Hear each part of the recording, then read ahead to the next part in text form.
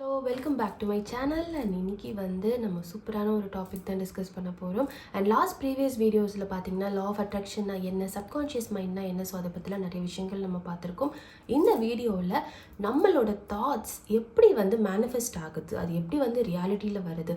For example, நீங்கள் ஒரு candy நினைக்கிறீங்க, அந்த கேண்டி எப்படி உங்களுக்கு ரியலாக கிடைக்குது, நீங்கள் நினச்சதே உங்கள் கைக்கு எப்படி வருது, யூனிவர்ஸ் எப்படி அதை கொண்டு வருதுங்கிறத பற்றி தான் இந்த வீடியோவில் பார்க்க போகிறோம். அண்ட் வாங்க வீடியோக்குள்ளே போகலாம். பொதுவாகவே ஒரு டைம் அப்படிங்கிற ஒரு விஷயம் இருக்குது.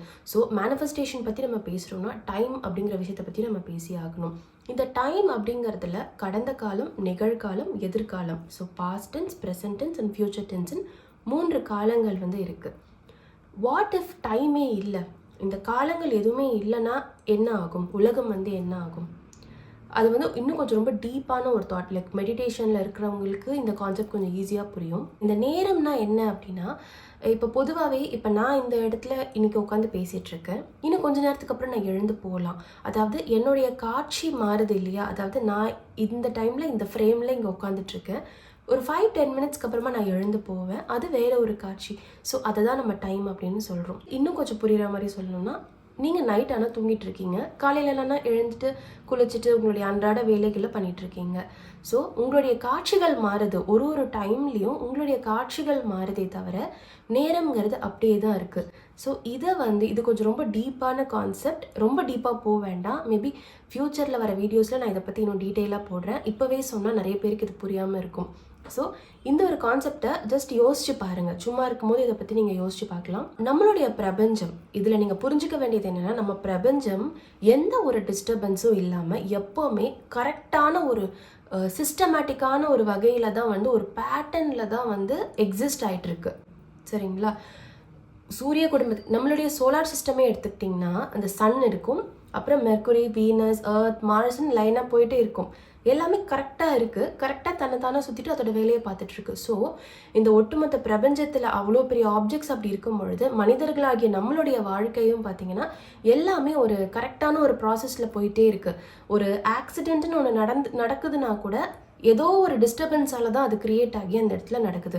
நம்ம எல்லாருமே அந்த மூவியில் பார்த்துருப்போம், தசாவதார மூவியில் பட்டர்ஃப்ளை எஃபெக்ட் அப்படின்னு சொல்லிட்டு. ஸோ ஒன்னொன்றுத்துக்குமே ஒரு கோ எக்ஸிஸ்டன்ஸ் அப்படிங்கிற மாதிரியான விஷயமும் நம்ம இங்கே பேசியே ஆகணும். இந்த மாதிரி இருக்கும் பொழுது நம்மளுடைய எண்ண அலை என்ன பண்ணும், நம்ம இல்லாத ஒரு விஷயத்த ஃபஸ்ட்டு உருவகப்படுத்துகிறோம் இல்லைங்களா? இப்போ நான் இப்போ என்ன எடுத்துக்கோங்க, நான் ஒரு இடத்துக்கு போகணும்னு நினைக்கிறேன், ஒரு வெக்கேஷன், ஒரு இடத்துக்கு, இந்த பர்டிகுலர் இடத்துக்கு தான் நான் போகணும்னு நினைக்கிறேன். அந்த இடத்த என்னோட மைண்டில் நான் கற்பனை பண்ணுறேன், உருவகப்படுத்துகிறேன். அங்கே போனால் நான் என்னென்ன பண்ணுவேங்கிற ஆக்டிவிட்டீஸ் எல்லாமே யோசிக்கிறேன், அதை நான் நல்லா ஃபீல் பண்ணுறேன், அந்த வைப்ரேஷனை வெளியில் கொடுக்குறேன்.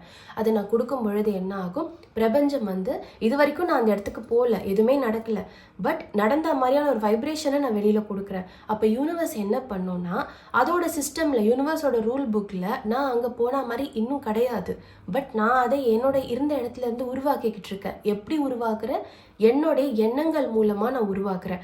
ஸோ அந்த மாதிரி உருவாக்கும் பொழுது யூனிவர்ஸோடைய ரூல் புக்குள்ள இந்த மாதிரி ஒரு விஷயம் நடக்கணும் அப்படிங்கிறது அது எனக்கு கிரியேட் பண்ணி கொடுக்கும். அவ்வளோதான். இது ரொம்ப ரொம்ப ரொம்ப சிம்பிள். ஒரே விஷயம், நீங்கள் அதை நம்பணும். எந்த அளவுக்கு ஸ்ட்ராங்காக உங்களோட பிலீஃப் இருக்கோ அந்த அளவுக்கு வேகமாக அந்த மேனிஃபெஸ்டேஷன் நடக்கும். இல்லை உங்களுக்கு சில சந்தேகங்கள் இருக்குது, நீங்கள் டவுட் பண்ணுறீங்க, டவுட்டுங்கிறது எப்போவுமே வரக்கூடாது. ஏன்னா doubt Poisson's your will power. Okay, உங்களோட வில் பவருக்கும் உங்களுடைய எண்ணங்களுக்கும் தான் இங்கே வேலையே நீங்கள் கொடுக்குறீங்க.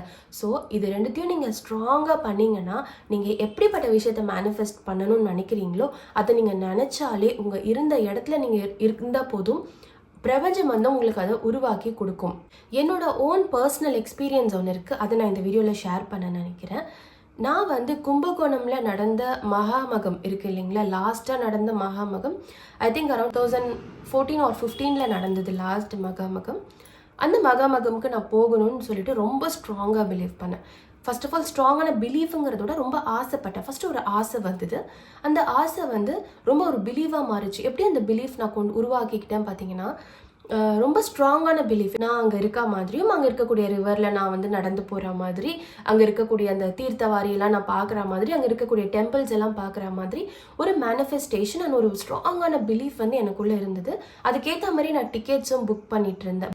பட் அந்த இவெண்ட் நெருங்க என்ன ஆச்சுன்னா, ரொம்ப கூட்டமாக இருக்கும், அதாவது லட்சக்கணக்கான மக்கள் வருவாங்கன்னு சொல்லிட்டு நிறைய இருந்தது. டிக்கெட் எல்லாமே நான் வந்து கேன்சல் பண்ணிட்டேன். சரி 2 பேர் லேடிஸ் மட்டும் அவ்வளோ தூரம் போயிட்டு அவ்வளோ கூட்டத்தில் இது பண்ண முடியாதுன்னு சொல்லிட்டு. அதாவது இந்த விஷயம் நடக்கிறதுக்கு அந்த eventக்கு போகிறதுக்கு ஒரு 3 days முன்னாடி okay I still had a strong belief. என்ன ஆச்சுன்னா என்னோட வெரி க்ளோஸ் ஃப்ரெண்ட் அவங்க வந்து கால் பண்ணியிருந்தாங்க. அவங்க ஃபேமிலியில் வந்து கொஞ்சம் ஃபேமிலி ஃப்ரெண்ட்ஸ் எல்லாம் போகிற மாதிரி இருந்தது. ஸோ காரில் எக்ஸ்ட்ரா ஒரு சீட் இருக்குது, நீ வரியா அப்படின்னு வந்து எனக்கு ஒரு கால் பண்ணி ரொம்ப சர்ப்ரைசிங்காக கேட்டிருந்தாங்க. ஓகேங்களா. ஸோ அப்போ வந்து I'm really was so I mean அந்த மொமெண்ட் வந்துட்டு சீரியஸ்லி நீங்கள் மேனிஃபெஸ்ட் பண்ணி ஒரு விஷயம் நடக்க பொழுதுன்னா அப்போ தான் அந்த மொமெண்ட்டோடைய ஒரு கிராவிட்டி வந்து உங்களுக்கு புரிய ஆரம்பிக்கும். ஓகே அந்த மொமெண்ட் ரொம்பவே ஃப்ரீசிங்காக இருந்தது. நான் வந்து ஓகே நானும் வரேன் அப்படின்னு சொல்லிட்டேன் என் ஃப்ரெண்ட் கிட்டேயும். நினைக்க முடியாத அளவுக்கு நான் கும்பகோணம் போயிருந்தேன், அவங்களோட போயிருந்தேன். என்னோட ஆஃபீஸ்லேருந்து முடிச்சுட்டு டேரெக்டாக வந்து என் ஆஃபீஸ்லேருந்து பிக்கப் பண்ணிக்கிட்டாங்க. அண்டு ரொம்ப ஒரு மெமரபிளான ஒரு ட்ரிப், ரொம்ப நல்லா இருந்தது. போயிட்டு மகம் நான் நினச்ச மாதிரியே அதில் பார்ட்டிசிபேட் பண்ணேன். அங்கே இருக்கக்கூடிய தீர்த்தவாரி எல்லாமே நாங்கள் நடந்தோம், காவேரி ஆற்றுல குளித்தோம், ரொம்ப நல்லா இருந்தது. அண்ட் அங்கே இருக்கக்கூடிய ஆல்மோஸ்ட் ஒரு 10 to 15 டெம்பிள்ஸ் நினைக்கிறேன் அங்கே அன்றைக்கி நாங்கள் ஒரு 3-4 டேஸில் விசிட் பண்ணியிருந்தோம். ரொம்ப நல்லா இருந்தது. அதாவது எப்படின்னா பிரபஞ்சம் வந்து எனக்கு ஒரு நல்ல ஒரு கிஃப்ட் பேக் மாதிரி அந்த ட்ரிப் எனக்கு கொடுத்துருந்தது. எந்த விதமான ஒரு நெகட்டிவிட்டியுமே எனக்கு அந்த டைமில் நடக்கலை.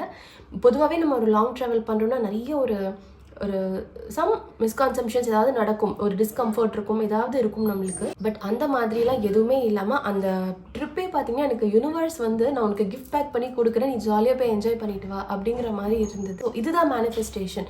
நீங்கள் போகணும்னு நினைக்கிற இடத்துக்கு நீங்கள் எஃபர்ட் போட்டு, ஏன்னா நான் டிக்கெட்ஸ் எல்லாம் புக் பண்ணி அதெல்லாம் கேன்சல் பண்ணிட்டேன். பஸ் டிக்கெட், ரூம் டிக்கெட் எல்லாம் புக் பண்ணி கேன்சல் பண்ணிட்டேன். இன்ஃபேக்ட் நான் பிளான் பண்ணியிருந்த பட்ஜெட்டும் பார்த்தீங்கன்னா ரொம்பவே கொஞ்சம் அதிகமாக தான் இருந்தது. பட் இதில் வந்து பார்த்தீங்கன்னா எனக்கு பட்ஜெட்டும் ரொம்ப கம்மி, ஸ்டேவும் நல்லா இருந்தது. ப்ளஸ் ஃபுட்டும் வந்து எல்லாமே ஹோம் ஃபுட் தான் நாங்கள் சாப்பிட்ருந்தோம். ஸோ அதுவும் ரொம்ப நல்லா ஹெல்த்தியாக நல்லா இருந்தது. அண்ட் எல்லா டெம்பிளுக்குமே நாங்கள் நினச்ச மாதிரி போய் எல்லா சாமியுமே நாங்கள் பார்த்தோம். ஸோ அதான் என்னோட ஃபர்ஸ்ட் டைம் ஒரு long trip to Kumbakonam. And ரொம்பவே நல்லா சூப்பராக இருந்தது. ஸோ இதை எனக்கு யார் கொடுத்தா பார்த்தீங்கன்னா எனக்கு யூனிவர்ஸ் தான் இந்த விஷயத்தை எனக்கு கொடுத்தது. ஸோ அதுக்கப்புறமா நான் இன்னும் மேனிஃபெஸ்டேஷன்ஸ் நிறைய பண்ண ஆரம்பித்தேன். ஸோ இப்படி தான் உங்கள் தாட் நடக்குமா நடக்காதாங்கிற சந்தேகத்தை நீங்கள் விட்டுடுங்க. ஏன்னா எனக்கு துளி கூட அதில் சந்தேகம் வந்து வரவே இல்லை. அது நடக்குமா நடக்காதாங்கிறத விட்டுட்டு நீங்கள் நம்புங்க. நீங்கள் நம்புனீங்கன்னா எவ்வளோ ஸ்ட்ராங்காக நம்புறீங்களோ அந்த அளவுக்கு உங்களுடைய தாட்ஸ் எல்லாமே வந்து மேனிஃபெஸ்ட் ஆகும். இன்னொரு சூப்பரான வீடியோவில் பார்க்கலாம்.